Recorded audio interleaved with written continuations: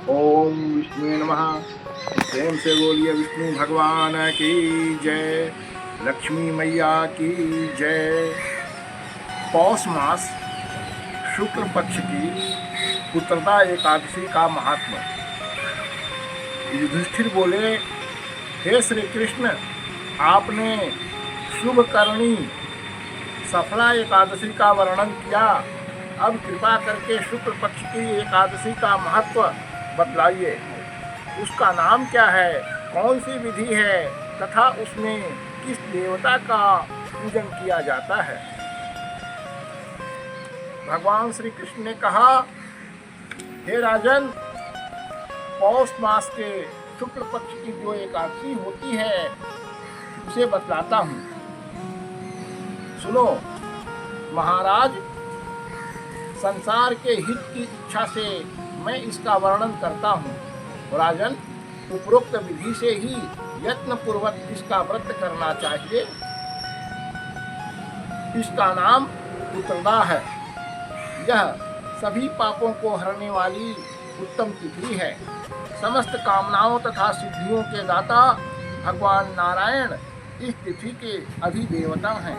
चराचर प्राणियों सहित समस्त त्रिलोकी में इससे बढ़कर दूसरा कोई तिथि नहीं है।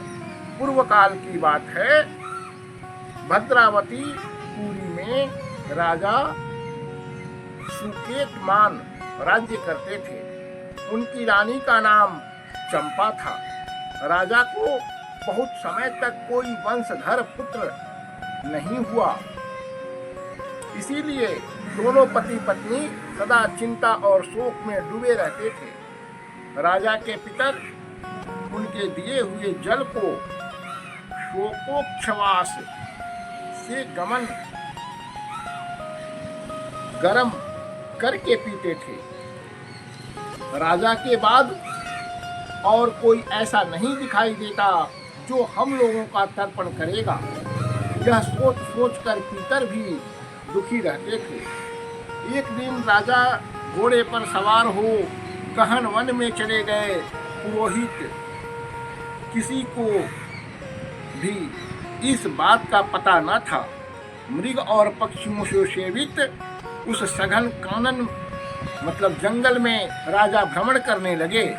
मार्ग में कहीं सियार की बोली सुनाई पड़ती थी तो कहीं उल्लुओं की।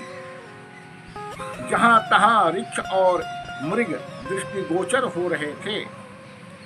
इस प्रकार घूम घूम कर राजा वन की शोभा को देख रहे थे। इतने में दोपहर हो गया। राजा को भूख और प्यास सताने लगी। वे जल की खोज में इधर उधर दौड़ने लगे।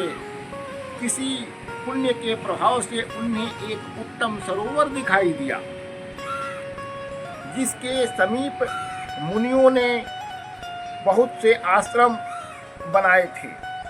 शोभाशाली नरेश ने उन आश्रमों की ओर देखा। उस समय शुभ की सूचना देने वाले शकुन होने लगे। राजा का दाहिना नेत्र और दाहिना हाथ फड़कने लगा, जो उत्तम फल की सूचना दे रहा था। सरोवर के तट पर बहुत से मुनि वेद पाठ कर रहे थे। उन्हें देखकर राजा को बड़ा हर्ष हुआ। वे घोड़े से उतरकर मुनियों के सामने खड़े हो गए और पृथक पृथक उन सब की वंदना करने लगे। वे मुनि उत्तम व्रत का पालन करने वाले थे। जब राजा ने हाथ जोड़कर बारंबार दंडवत किया, तब मुनि बोले, राजन, हम लोग तुम पर प्रसन्न हैं। राजा बोले, आप लोग कौन हैं? आपके नाम क्या हैं? तथा आप लोग किस लिए यहाँ एकत्रित हुए हैं? यह सब सच सच बताइए। मुनि बोले, राजन, हम लोग विश्व देव हैं। यहाँ स्नान के लिए आए हैं। माघ निकट आया है। आज से 5वें दिन माघ का स्नान आरंभ हो जाएगा। आज ही पुत्रदा नाम की एकादशी है, जो व्रत करने वाले मनुष्यों को पुत्र प्रदान करती है। राजा ने कहा, विश्व देवगण यदि आप लोग प्रसन्न हैं तो मुझे पुत्र दीजिए। मुनि बोले, राजन, आज के ही दिन पुत्रदा नाम की एकादशी है। इसका व्रत बहुत विख्यात है। तुम आज इस उत्तम व्रत का पालन करो। महाराज, भगवान केशव के प्रसाद से तुम्हें अवश्य ही पुत्र प्राप्त होगा। भगवान श्री कृष्ण कहते हैं, युधिष्ठिर, इस प्रकार उन मुनियों के कहने से राजा ने उत्तम व्रत का पालन किया। महर्षियों के उपदेश के अनुसार विधि पूर्वक पुत्रदा एकादशी का अनुष्ठान किया।